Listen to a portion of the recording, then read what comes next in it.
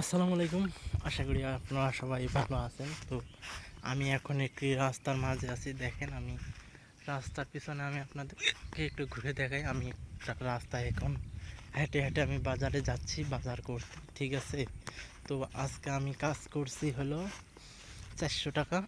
ঠিক আছে? দেখি 400 টাকার বাজার কী কী নেওয়া যায়। ঠিক আছে? যে জিনিসের দাম এবং অর্ধগর্তি সব কিছু। ঠিক আছে? তারপরও আমি বাজারে যাইতেছি, দেখি কয়টা কয় টাকা যদি আমি বাজার করতে পারি।